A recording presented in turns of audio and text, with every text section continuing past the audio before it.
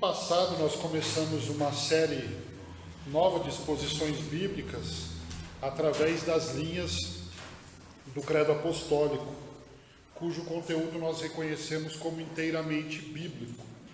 O Credo Apostólico é um documento importante da história da Igreja, que resume as crenças que são fundamentais e consensuais entre os cristãos. E no sermão de introdução da série nós falamos sobre a primeira parte, o primeiro trecho do credo, creio em Deus. Durante esse mês de agosto nós estaremos trabalhando com a Trindade já, e a primeira pessoa da Trindade, o primeiro parágrafo do credo apostólico, que diz: creio em Deus, o Pai Todo-Poderoso, Criador dos céus e da terra. Então hoje, como nós já falamos do creio em Deus, então hoje o Pai, coincidência ou não, caiu no Dia dos Pais. Na semana que vem o Todo-Poderoso e no último domingo deste mês, Criador dos céus e da terra. Bom, para falar sobre o Deus Pai, eu escolhi um texto um pouco diferente do que da primeira vez. Por quê? No começo deste ano, nós pregamos aqui a oração dominical. E na oração dominical tem o Pai Nosso. Então eu preguei um sermão aqui no começo do ano chamado Pai Nosso que estás no céu. Falei sobre a imanência e transcendência de Deus. Por conta disso, e sabendo que a doutrina a respeito do Deus Pai na Bíblia, da paternidade de Deus, ela tem muita coisa, tem muito conteúdo, não dá para trazer tudo, né?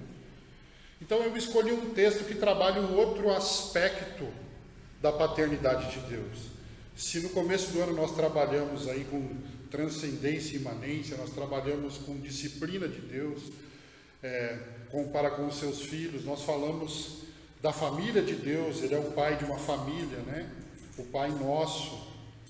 Dessa vez nós vamos falar a respeito do cuidado de Deus. Então, para isso, nós vamos ler o texto de Mateus capítulo 7, do versículo 7 até o versículo 11.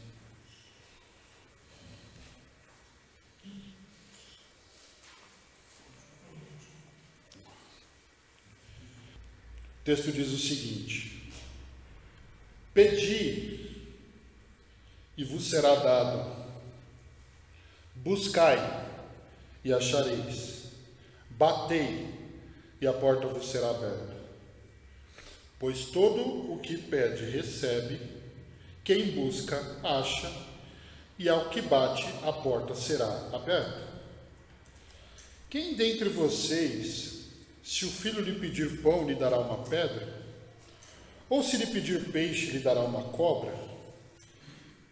Se vós, sendo maus, sabeis dar boas coisas aos vossos filhos, quanto mais vosso Pai, que está no céu, dará boas coisas aos que lhe pedirem. Somente até aqui. Irmãos, se nós lermos esse texto com sinceridade, nós precisaremos admitir que ele não parece refletir a realidade a respeito das nossas experiências de oração. Porque esse texto nos chama a 3 ações, fazendo 3 promessas. Olha só: pedi, ação, e vos será dado, promessa. Buscai, ação, e encontrareis, promessa. Batei, ação, e a porta vos será aberta, promessa. Mas, gente, vamos ser bem realistas aqui. Quantas vezes nós pedimos algo em oração e não recebemos? Quantas vezes nós buscamos algo em oração e nós não encontramos? E quantas vezes nós batemos na porta e a porta não se abre? Sendo bem sinceros conosco, com nós mesmos, esse texto não parece fazer jus à realidade. Parece que na maior parte das vezes é mais fácil você não encontrar e a porta não abrir do que abrir e encontrar. Não é verdade? A pergunta é, então, o que tem de errado com esse texto? Absolutamente nada. Por quê? Em primeiro lugar, porque a Bíblia é a palavra de Deus suficiente, infalível, inspirada e inerrante. Não tem erros na Bíblia. A Bíblia não está errada ao afirmar isso. E Jesus também, menos ainda, porque Jesus nunca se achou qualquer engano na boca dele. Jesus nunca mentiu, segundo a Escritura. Então é Jesus que está falando, é a palavra que está falando, e o que Jesus está dizendo aqui é 100% confiável. Agora, onde está o real problema? O problema é que a nossa mente lê no texto aquilo que o texto não disse. Sabe como a nossa mente parece que lê esse texto? Assim: pedi e sempre recebereis. Mas o texto não diz: pedi e sempre recebereis. O texto não diz: buscai e sempre encontrareis. E o texto também não disse: batei e a porta sempre vos será aberta. Se fosse dessa forma, todos nós seríamos indiretamente soberanos. Todos nós acabaríamos tendo, basicamente, aí o mesmo poder de Deus. Se Deus atendesse todas as nossas orações, significa que nós seríamos soberanos, que nós teríamos controle sobre todas as circunstâncias. Mas não é dessa forma nas nossas vidas. Tem muitas coisas que nós não conseguimos controlar. É como se nós tivéssemos poderes divinos, se nós pudéssemos fazer com que todas as nossas orações fossem atendidas. A pergunta então é, o que esse texto está dizendo de fato?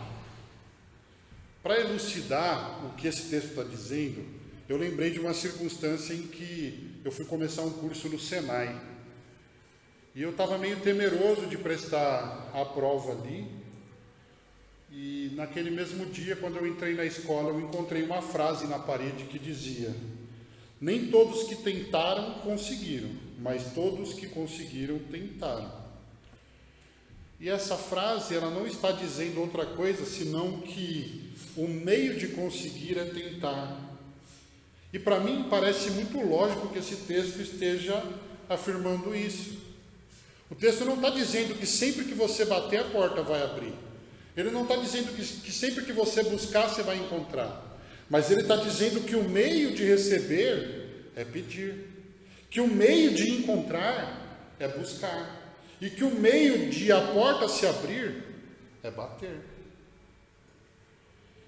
Tem até alguns ditados populares que parecem com essa ideia. Vamos lá, vocês me ajudam? Quem não chora?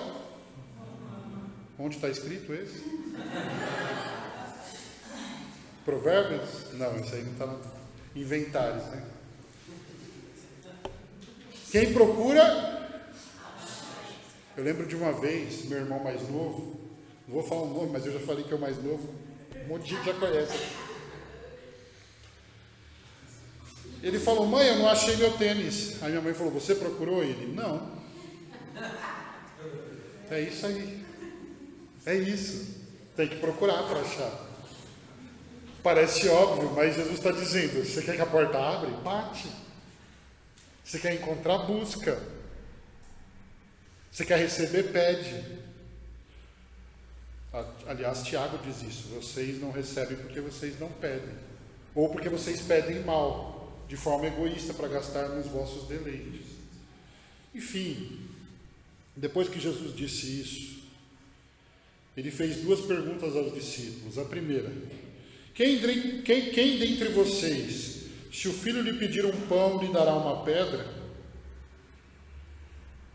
Imagina só essa cena. O filho pede um pão para o pai, aí o pai pega uma pedra, pega a tinta e desenha um pão na pedra bem feitinho e dá para o filho. Ó, filho, tá o pão aqui. Aí a hora que o filho morde, a pedra quebra os dentes do filho e o pai começa a rir. O pai não vai fazer isso com o seu filho. Ele não vai dar uma pedra para o filho como se fosse pão. E aí Jesus, ele faz outra pergunta no versículo 10. Quem dentre vós, se o filho lhe pedir peixe, lhe dará uma cobra? É claro que qualquer pai humano não faria isso com o seu filho. Normalmente, né? Mas o versículo 11 é onde Jesus faz uma comparação bastante interessante. Ele diz: se vocês, sendo maus, sabem dar boas coisas aos vossos filhos, quanto mais o vosso Pai que está no céu dará boas coisas aos que lhe pedirem. Quer dizer, se os pais humanos que possuem um coração mau e pecaminoso são capazes de dar o melhor que eles podem aos seus filhos, muito mais o Pai Celestial, que é eternamente bom, dará coisas boas aos seus filhos. Olha o que esse texto está dizendo. Olha que notícia maravilhosa aqueles que são filhos de Deus. O Pai é melhor do que os pais humanos. E se os pais humanos já dão coisas boas para os seus filhos, o Pai Celestial ainda mais. O Pai Celestial nos ama muito mais, com um amor muito mais puro e perfeito. É o que esse texto está nos dizendo. E de fato, o Deus da Bíblia nos é apresentado na Escritura como Pai. No Antigo Testamento, Ele é o Pai da nação de Israel. Olha só o que está escrito em Êxodo 4, 22 e 23. Olha só. Então dirás ao faraó: assim diz o Senhor, Israel é meu filho, meu primogênito. E eu te disse: deixa meu filho ir para que me cultue, mas recusaste deixá-lo ir. Por isso eu matarei o teu filho primogênito. Deus está falando através de Moisés para Faraó. Ah, é? Você não vai deixar meu filho ir? Israel é meu filho. Eu vou matar o teu filho, Faraó. Então aqui a ideia de paternidade de Deus na Bíblia, no Antigo Testamento, é Deus como Pai da nação. E no Novo Testamento, Ele é Pai daqueles que creem na obra de Jesus Cristo. Porque João capítulo 1, versículos 11 e 12 vai dizer que Ele veio para o que era seu. O que era seu? Israel, a propriedade exclusiva de Deus. Ele veio para o que era seu, mas os seus não receberam. Tanto que os judeus estão esperando o Messias até hoje. Os seus não receberam, mas a todos quantos o receberam, eles também receberam o poder de serem feitos filhos de Deus. Quem? Aqueles que creem no seu nome. Então, os filhos de Deus no Antigo Testamento são a nação de Israel. E no Novo Testamento são aqueles que creem, é a igreja de Deus. Somos eu e você que confessamos a fé em Jesus Cristo. Olha que notícia maravilhosa. Através da fé em Jesus Cristo, nós fomos adotados por Deus. Nós somos chamados agora filhos de Deus. Nós recebemos a adoção e o Espírito que agora testifica com o nosso Espírito de que nós somos filhos de Deus. Através do qual nós dizemos Abba Pai. Tem um ditado também que diz: todos são filhos de Deus. A Bíblia não dá respaldo para isso. A Bíblia diz que filhos de Deus são aqueles que creem na obra de Jesus Cristo. E, gente, Deus é tão bom que Ele faz o mesmo sol e a mesma chuva sobre os justos e sobre os injustos. O nome disso na teologia é graça comum. Já pensou que estranho? Se o injusto andando na rua e uma nuvenzinha em cima dele, chovendo só nele. E o justo lá, um solzão em cima dele.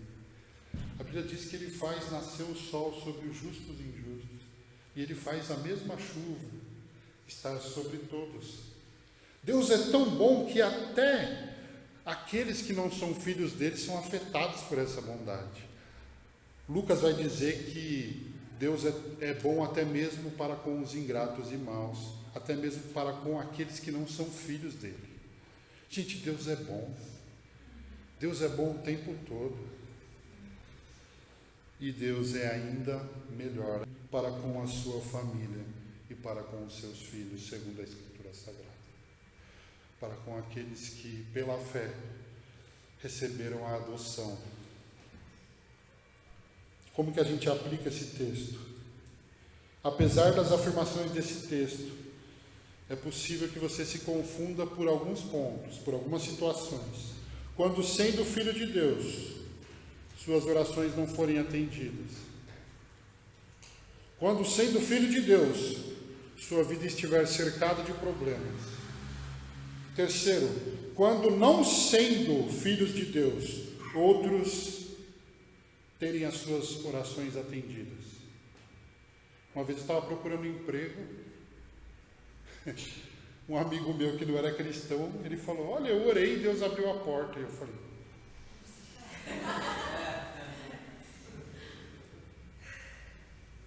tá errado isso aí, senhor.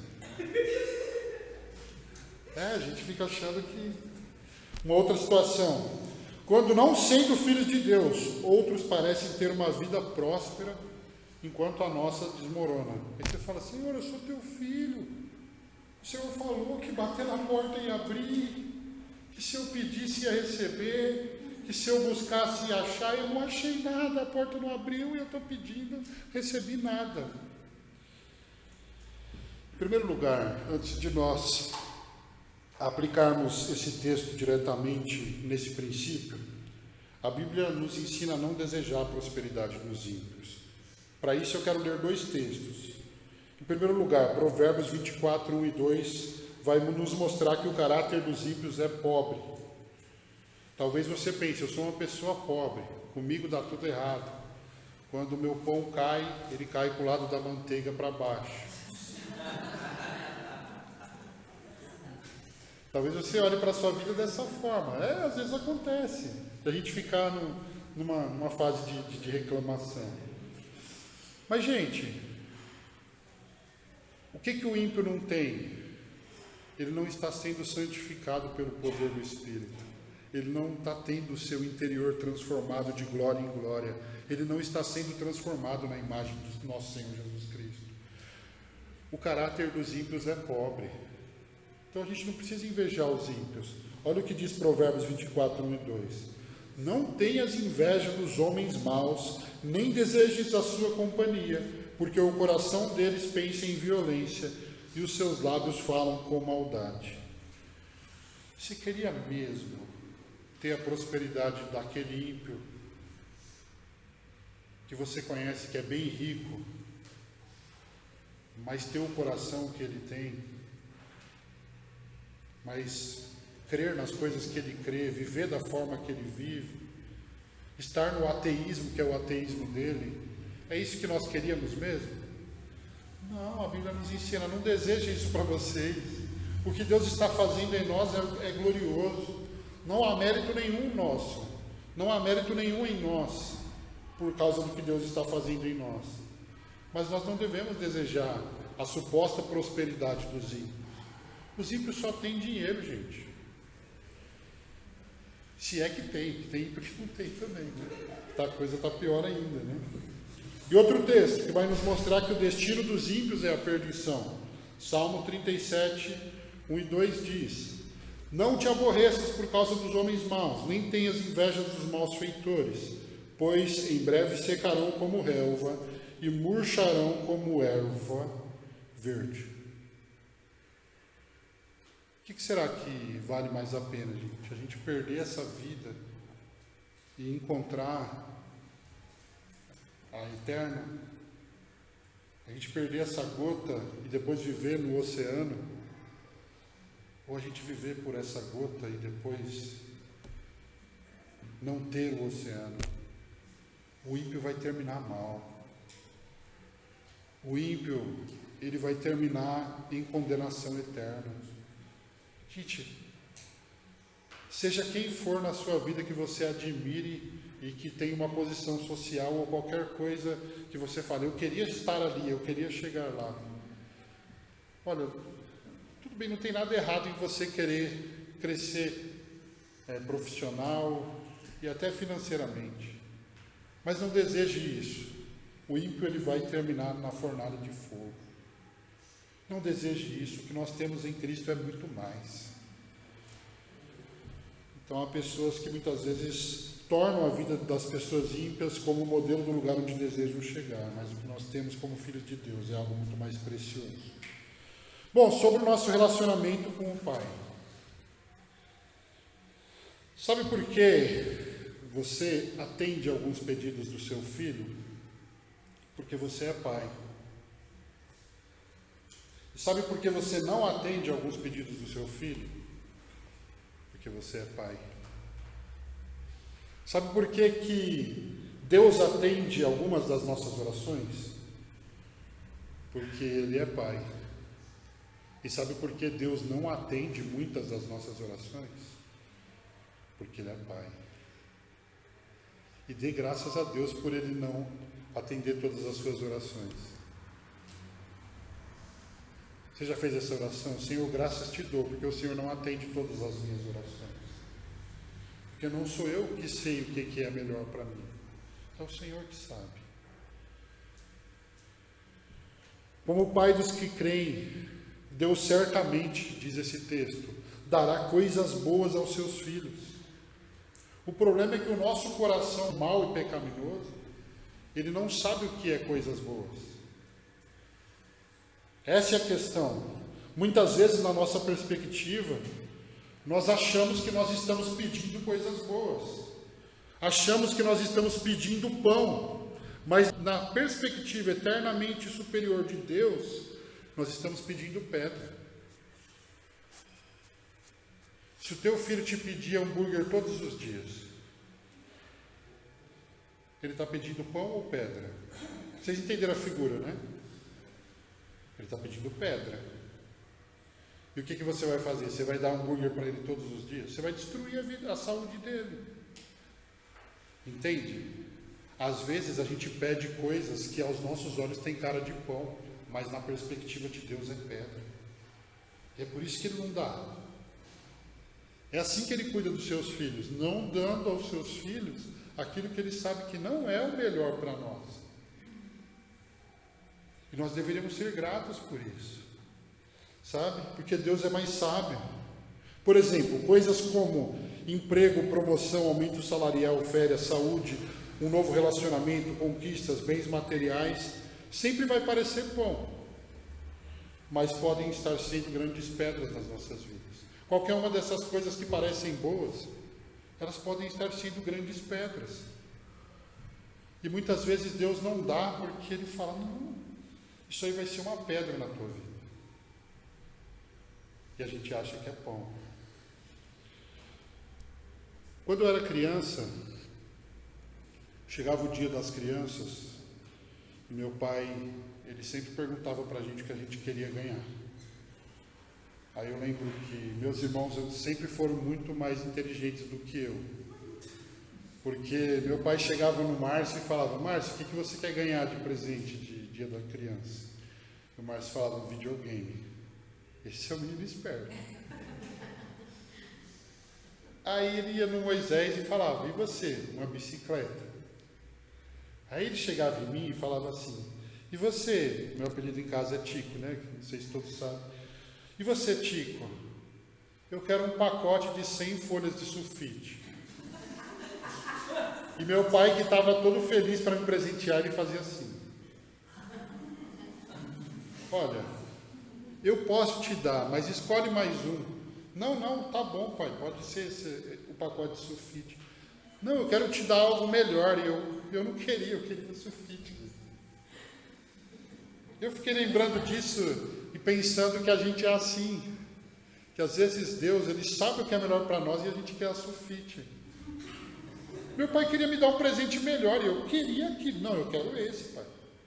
Chegou no ano seguinte, eu nem lembro o que os meus irmãos pediram. Mas era sempre coisa cara. Eu sempre fui o filho mais econômico. Aí chegou, ele perguntou para mim o que eu queria ganhar. Eu falei, eu quero um álbum de figurinhas do Corcunda de Notre Dame. E meu pai cada vez... Ele realmente não sabe pedir. Olha como eu cresci, pedindo e batendo na porta. Horrível. E meu pai não queria me dar essas coisas. Ele falou, eu quero te dar coisa melhor. E às vezes Deus não atende às nossas orações porque o plano dele para a nossa vida é muito melhor. E como a gente não tem acesso a todas essas informações, a gente não sabe o que está acontecendo no plano do propósito dele. Então pensa nisso. Da mesma forma que você, pai, não dá um estilete para o teu filho brincar, o Deus Pai também não nos dará aquilo que pode nos fazer mal, mesmo que essas coisas pareçam boas aos nossos olhos. Então, quando Deus te disser não, seja no que for,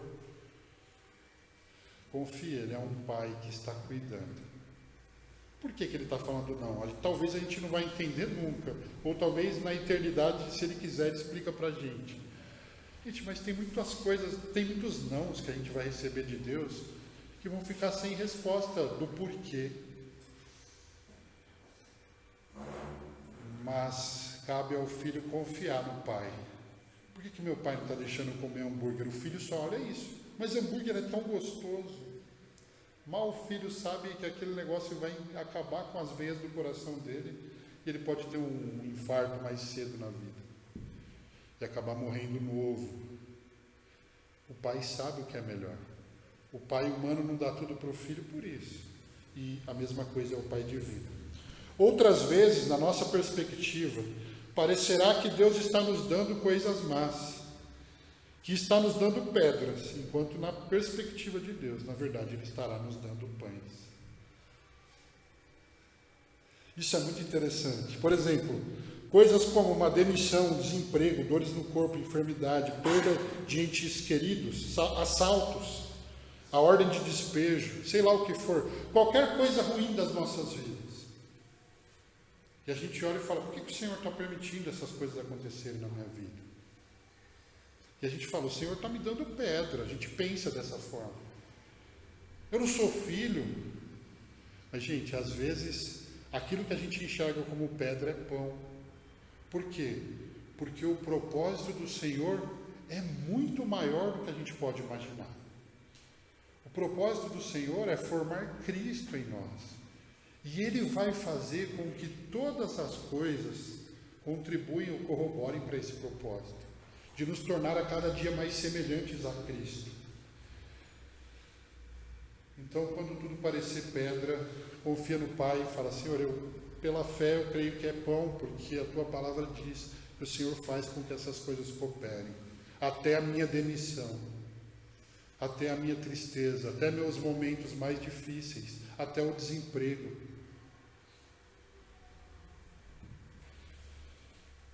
E da mesma forma que você, pai, dá remédio ruim para o seu filho, porque isso vai curá-lo, o Deus Pai também nos permite passar por situações adversas, para nos aperfeiçoar como cristãos. Aí você vê Paulo sofrendo naufrágios, perseguições, açoites, e ele chama a situação dele de, como é que fala? De aflição leve e momentânea. E aí, em outro momento, ele vai dizer o quê? Que as aflições do tempo presente não podem se comparar com a glória que será revelada. Porque ele está comparando o tamanho dessas aflições com a glória que vem pela frente. E aí ele encontra ânimo. De igual modo, às vezes também tem a disciplina de Deus, né? Por exemplo, Deus permitiu que Israel fosse para o exílio para disciplinar o povo.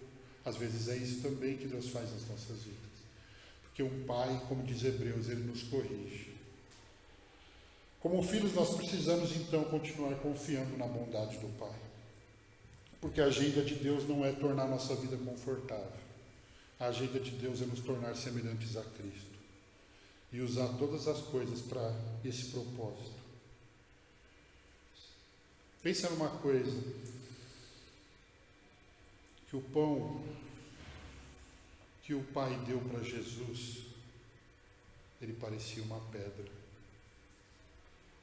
O peixe que o Pai deu para Jesus parecia uma cobra. Porque a vontade do Pai para Jesus foi que ele morresse na cruz.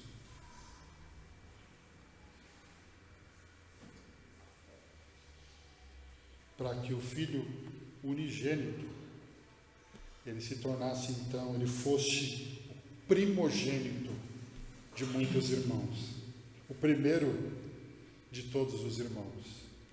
Hebreus vai dizer que ele é o nosso irmão mais velho. Gente, ao nos tornarmos filhos de Deus, Deus nos deu um irmão mais velho como Jesus. Jesus é o nosso irmão mais velho. E ele deu a vida pelos seus irmãos. Bom, para a gente fechar, o Senhor hoje está nos chamando à confiança. E a gente olha para esse texto e entende. Um pai não dá pedra para o filho quando ele pede pão. A gente precisa confiar na bondade do nosso pai. É esse sentido da paternidade que eu queria abordar hoje. A bondade do nosso pai.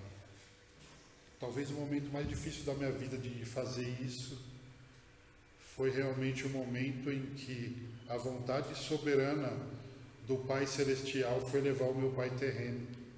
Como foi difícil, gente. Eu tinha 12 anos de idade, sabe?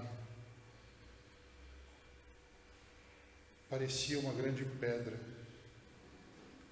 Mas ao longo dos anos, os anos vão passando e você vai vendo que a vontade de Deus sempre é bom. Talvez você tenha sido separado já do seu pai. Talvez você já não tenha um pai humano. E talvez você sinta saudades dele. Mas nós somos consolados pelas Escrituras quando elas dizem que Deus é pai de órfãos e juiz de viúvas. Que na família da fé nós temos muitos pais, muitos irmãos. E o maior, o Pai Celestial, que está acima de todos. Gente, isso é um consolo para todos nós que estamos aqui. Você que ainda tem o seu pai, aproveita esse dia o máximo possível. Presenteia, abraça, aproveita que ele pode sentir o cheiro das flores que você vai levar para ele. Porque no túmulo tem essa desvantagem. A gente coloca flores num túmulo, mas a pessoa que está recebendo a homenagem não pode mais sentir o cheiro. Então você que ainda tem os pais humanos, o pai humano, valorize, ame, aproveite esse dia o máximo possível. E para você que não tem, o Evangelho tem consolo de sobra para todo tipo de sofrimento. Nós não sabemos, nós não temos todas as respostas sobre os nossos sofrimentos, mas a resposta não é que Ele não nos ama. Porque para que um dia esse sofrimento tivesse uma data de validade, Ele entregou a sua própria vida por nós. Ele se entregou ao sofrimento para que o nosso um dia acabasse. Louvado seja o Senhor por isso. Louvado seja o Senhor por essa palavra. O cuidado de Deus, e eu quero encerrar aqui, Mateus 10, 29 ao 31 diz: Não se vendem 2 passarinhos por uma pequena moeda, mas nenhum deles cairá no chão, se não for da vontade do vosso Pai. E até mesmo os fios da vossa cabeça estão todos contados.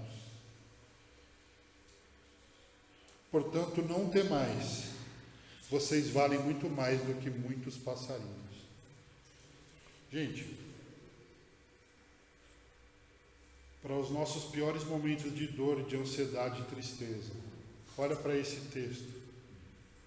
Jesus está dizendo o seguinte: até mesmo os fios da vossa cabeça estão contados. Você entendeu o nível de cuidado do Pai Celestial? Ele sabe absolutamente tudo sobre nós. E principalmente a melhor forma de cuidar de nós. Todos aqueles que são filhos de Deus jamais ficarão desamparados pelo Pai Celestial. Ele nos criou, Ele nos justificou, Ele nos adotou, nós somos membros da sua família e o Senhor certamente jamais abandonará os seus. Ele disse a todos, Jesus disse a todos os seus irmãos mais novos: Eis que eu estou convosco todos os dias, até o final dos tempos. E eu encerro com essa palavra: o Senhor não nos abandonará. Nós somos filhos de Deus.